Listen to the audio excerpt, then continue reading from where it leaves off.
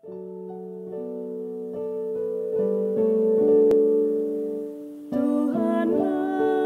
kekuatanku, Tuhanlah nyanyianku, Dialah keselamatanku.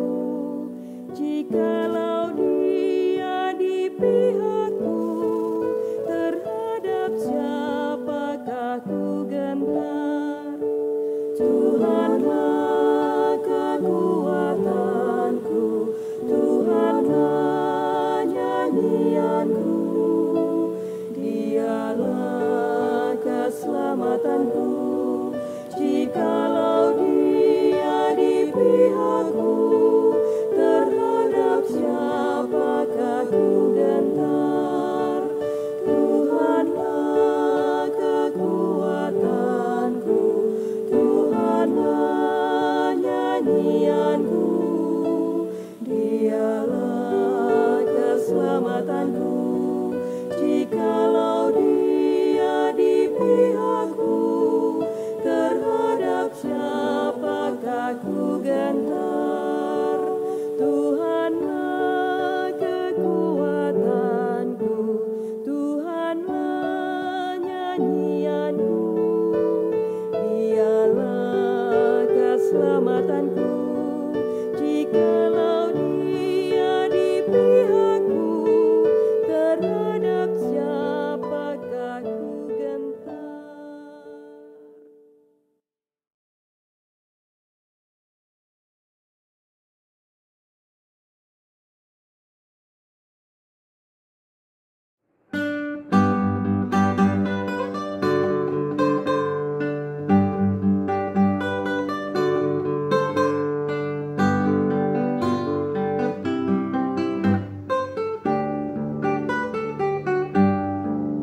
Kuasa-Mu dan nama-Mu hendak kami sabar, dan karena itu ya Tuhan kami takkan gentar.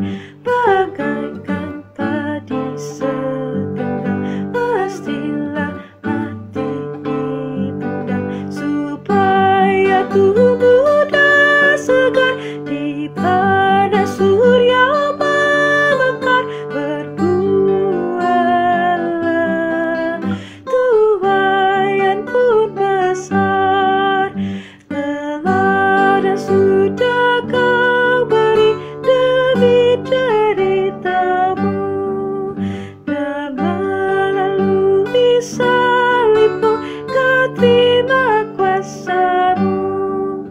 Bagian kami tak lebih seperti segenggam benih melintas bubur yang gelap, agar kelak akan menetap bersama-Mu di Firdaus Gemilang.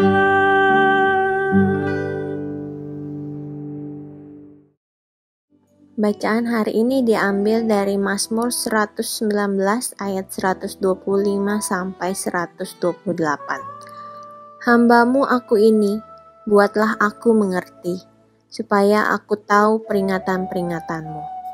Waktu untuk bertindak telah tiba bagi Tuhan. Mereka telah merombak Taurat-Mu. Itulah sebabnya aku mencintai perintah-perintah-Mu lebih daripada emas, bahkan daripada emas tua. Itulah sebabnya aku hidup jujur sesuai dengan segala titah-Mu. Segala jalan dusta aku benci. Selamat pagi Bapak Ibu sekalian, selamat berjumpa di dalam doa pagi online. Bagaimana nih kabar Bapak Ibu? Kami berharap di sini Bapak Ibu semua sehat dan dalam perlindungan Tuhan. Nah, hari ini kita akan bersama-sama mendengarkan firman Tuhan. Namun sebelumnya saya mengajak kita sekalian bersatu di dalam doa. Mari kita berdoa. Bapa dalam Tuhan Yesus Kristus, terima kasih kalau pada pagi hari ini kami boleh dikumpulkan kembali dalam satu persekutuan doa pagi online. Kami bersyukur ya Tuhan atas kasih setiamu, atas perlindunganmu, sehingga sampai saat ini kami dikaruniakan kesehatan yang baik. Dan hari inilah kami kembali akan mendengarkan firman Tuhan. Biarlah firman Tuhan sungguh menyegarkan hati dan jiwa kami, sehingga ketika kami boleh mengalami berbagai macam tantangan dalam hidup kami tetap percaya akan kekuatan firman Tuhan yang menuntun hidup kami. Inilah seru doa kami ya Bapa. Di dalam nama Tuhan Yesus Kristus kami berdoa. Amin. Bapak Ibu sekalian, firman Tuhan pada pagi hari ini terdapat di dalam kitab 1 Raja-Raja pasal pertama ayatnya yang ke-38 sampai ke-48. Demikianlah firman Tuhan. Lalu pergilah Imam Zadok, Nabi Nathan dan Benaya bin Yoyada dengan orang Kreti dan orang Pleti. Mereka menaikkan Salomo ke atas bagal betina Raja Daud dan membawanya ke Gihon. Imam Zadok telah membawa tabung tanduk berisi minyak dari dalam kemah, lalu diurapinya Salomo. Kemudian sangkakala ditiup, dan seluruh rakyat berseru, "Hidup Raja Salomo!" Sesudah itu seluruh rakyat berjalan di belakangnya sambil membunyikan suling, dan sambil bersukaria ramai-ramai sampai seakan-akan bumi terbelah oleh suara mereka. Hal itu kedengaran kepada Adonia dan kepada semua undangan yang bersama-sama dengan dia ketika mereka baru habis makan. Ketika Yoab mendengar bunyi sangkakala itu, ia berkata, "Apakah sebabnya kota begitu ribut?" Selagi ia berbicara, datanglah Yonatan, anak Imam Abiatar. Lalu Adonia berkata, "Masuklah, sebab engkau seorang kesatria, dan tentulah engkau membawa kabar baik." Tetapi Yonatan menjawab Adonia, "Tidak, Tuan, kita Raja Daud telah mengangkat Salomo menjadi raja. Raja telah menyuruh supaya Imam Zadok dan Nabi Nathan dan Benaya bin Yoyada dengan orang Kreti dan orang Pleti menyertai Salomo, dan mereka menaikkan dia ke atas bagal betina raja. Imam Zadok dan Imam Nathan mengurapi dia di Gihon menjadi raja. Dan dari sana mereka sudah pulang dengan bersukaria, sehingga kota menjadi ribut. Itulah bunyi yang kamu dengar tadi. Salomo sekarang duduk di atas tahta kerajaan. Juga pegawai-pegawai raja yang telah datang mengucap selamat kepada Tuan kita Raja Daud dengan berkata, "Kiranya Allahmu membuat nama Salomo lebih masyhur daripada namamu, dan tahtanya lebih agung daripada tahtamu." Dan raja pun telah sujud menyembah di atas tempat tidurnya. Dan beginilah katanya, "Terpujilah Tuhan Allah Israel, yang pada hari ini telah memberi seorang duduk di atas tahtaku, yang aku sendiri masih boleh saksikan." Demikianlah firman Tuhan. Saudara, tema doa pagi pada pagi hari ini adalah ambisi tanpa terobsesi.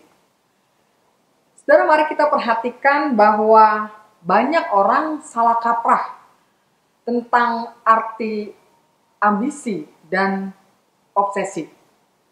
Mereka seringkali menyamaratakan kedua arti itu. Padahal ambisi dan obsesi memang menyangkut keinginan, namun berbeda di dalam cara orang meraih keinginan tersebut.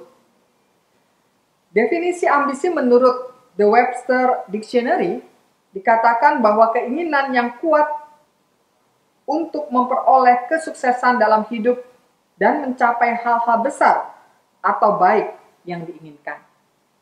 Sedangkan sebaliknya, obsesi adalah ide, pikiran, bayangan, atau emosi yang tidak terkendali, yang sering datang tanpa dikehendaki atau mendesak masuk ke dalam pikiran seseorang yang mengakibatkan rasa tertekan dan cemas. Jadi, saudara, memiliki ambisi itu sebenarnya sesuatu yang wajar-wajar saja. Memiliki ambisi itu ada sesuatu yang baik. Bahkan kalau orang tidak memiliki ambisi, sebenarnya hidupnya akan menjadi berhenti, seakan tidak memiliki harapan di dalam dirinya. Ambisi sebenarnya dapat diibaratkan seperti api, saudara. Kita tidak bisa hidup tanpa api. Tapi, jika kita salah mengelola api tersebut, maka api itu justru menghanguskan kita. Nah, dalam perikop yang kita baca, saudara, kita dipertemukan dengan Raja Daud yang menepati janjinya kepada Batsheba bahwa Salomo akan menjadi raja sesudah Raja Daud. Dia memanggil Imam Zadok, Nabi Nathan, dan Benaya bin Yeyada, dan juga menginstruksikan untuk menaikkan Salomo ke atas bagal betina, kendaraan raja yang memang saat itu dipakai untuk mereka pergi ke Gihon untuk diurapi menjadi raja atas Israel.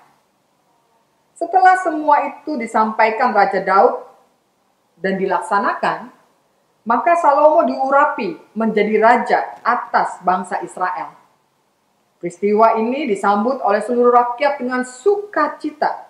Sambil mereka membunyikan suling, rebana, mereka berjalan beramai-ramai sambil berseru, "Hidup Raja Salomo! Hidup Raja Salomo!" Demikianlah Tuhan berkenan kepada Raja Salomo yang menjadi raja ketiga atas bangsa Israel. Nah, hal ini terjadi setelah sebenarnya Adonia meninggikan dirinya dengan berkata, "Aku ini mau menjadi raja." Ia melengkapi dirinya dengan kereta-kereta dan orang-orang berkuda, dan kemudian mempersembahkan domba, lembu, ternak gemukan sebagai korban, di dalam rangka merayakan pelantikan yang akan berlangsung di dalam dirinya. Sementara itu mereka merayakan hal itu, sebenarnya Adonia tidak tahu kalau Salomo sudah diurapi menjadi raja Israel. Adonia tahu setelah diberitahu oleh Yonatan. Nah, setelah mendengar hal itu, saudara, Adonia terkejut. Dan ia merasa terkejut karena apa yang pada mulanya dirancangkan itu tidak terjadi. Bahkan sebaliknya, Salomo lah yang diangkat menjadi raja. Itu sebabnya Adonia menjadi sangat takut. Apalagi ketika semua undangan yang ikut merayakan pelantikannya kemudian meninggalkan dia seorang diri. Adonia mulai bersikap bukan sebagai seorang kesatria. Ia malah mencari selamat dengan memegang tanduk-tanduk mesbah di kemah suci. Suatu tradisi yang berlindung dari kuil dengan memegang mesbah adalah tradisi bangsa-bangsa lain untuk orang yang tidak bersalah, agar tidak menjadi korban ketidakadilan. Mungkin mirip dengan aturan Taurat yang menyediakan kota perlindungan bagi orang-orang yang tidak sengaja membunuh seseorang. Nah, saudara, disinilah kita melihat Adonia yang merasa pongah, Adonia yang merasa sombong bahwa dia sebentar lagi akan menjadi raja, ternyata menjadi Adonia yang gagal total dalam obsesinya. Namun, kita melihat kemudian dalam belas kasih Tuhan, melalui kebijakan Salomo yang baru dilantik, ia hanya menjadi tahanan rumah. Kehidupan Adonia selanjutnya sangat bergantung kepada keberaniannya untuk mengakui kesalahan dan memperbaikinya. Nah, saudara, dari kisah ini apa sih yang bisa kita gali? Apa yang kita bisa tangkap? Menurut saya ada 4 hal yang kita bisa pelajari. Pertama, saudara, Kalau Tuhan sudah berkenan agar sesuatu itu terjadi, sekalipun banyak hal yang menghalangi, hal itu tidak akan sanggup menggagalkan rencana Tuhan. Kedua, sebaliknya, kalau Tuhan tidak berkenan, maka usaha apapun yang dilakukan manusia tidak akan terlaksana. Dan ketiga, meraih sesuatu jika dengan menggunakan cara-cara yang salah akan menghalalkan segala cara. Mencari jalan pintas itu hanya akan membawa pada kehancuran, kekecewaan, dan juga kegagalan. Dan keempat, bila kita gagal meraih impian kita, maka mari coba selidiki apakah ada ambisi yang tidak sesuai dengan kehendak Tuhan. Jika ya, apa yang harus dilakukan? Bertobatlah kepada Tuhan, supaya kasih setianya itu memelihara kehidupan kita. Dan percayalah bahwa masih ada kesempatan lain yang diberikan kepada kita untuk meraih masa depan yang penuh harapan. Nah, karena itu saudara, apa sih yang seharusnya kita lakukan sebagai anak-anak Tuhan dalam menghayati hidup? Apakah saya menghayati hidup meraih kehidupan ini dengan ambisi atau jangan-jangan obsesi? Saudara, ambisi itu kalau kita perhatikan harus pertama diarahkan bukan kepada jabatan baik di dunia maupun juga dalam hal rohani. Sebuah jabatan atau posisi adalah sebuah kepercayaan yang harus dilakukan dengan tanggung jawab. Kedua, ambisi harus mendatangkan manfaat bagi orang lain. Artinya kalau saya dan saudara dan saya ingin berambisi, maka ambisi itu harus didasarkan. Apakah ambisi itu bermanfaat juga bagi orang lain? Dan ketiga, ambisi yang benar harus didasarkan pada hati yang tulus. Tiga hal itulah yang harus mendasari kehidupan kita. Sehingga kita memiliki ambisi, tapi bukan ambisi yang terobsesi. Amin.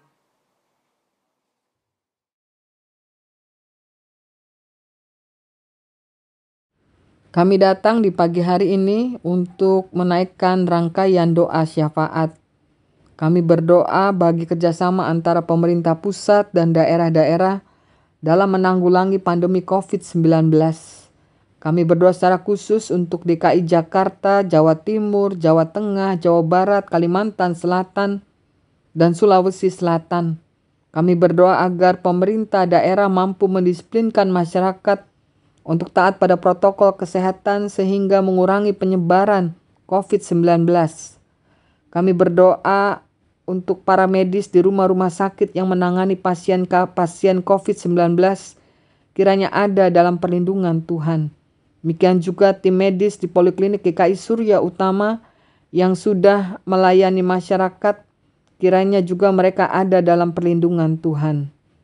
Tuhan, kami juga ingin berdoa untuk percepatan penemuan vaksin COVID-19 yang dilakukan oleh para peneliti di berbagai negara termasuk di Indonesia. Kiranya percepatan penemuan vaksin ini dapat dilakukan sehingga dapat segera menolong pandemi global yang saat ini terjadi.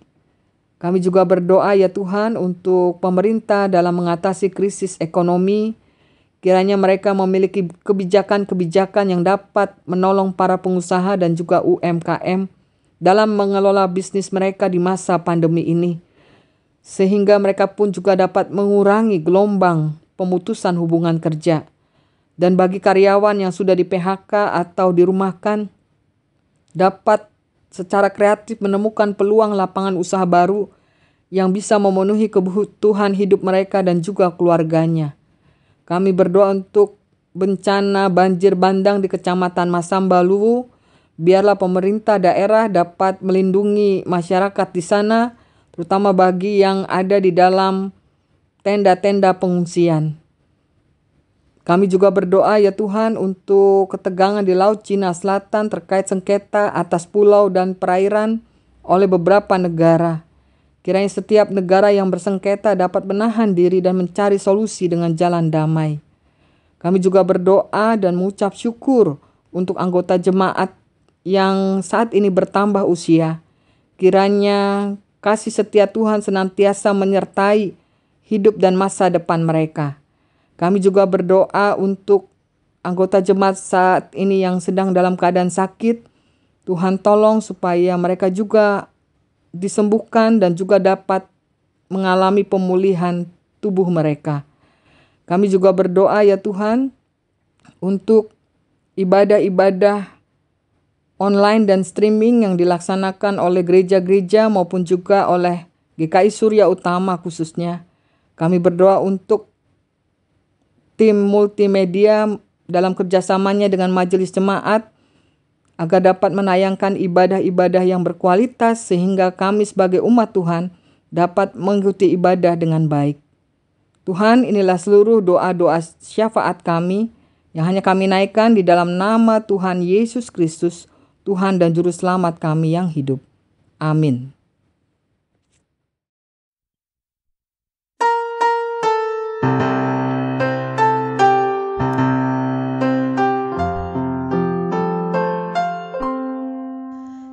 Kasih Tuhan mengirimu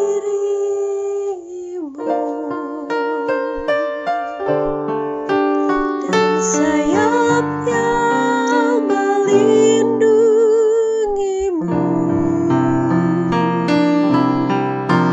Tangan Tuhan pegang di dalam hidupmu. Majulah dalam terang kasih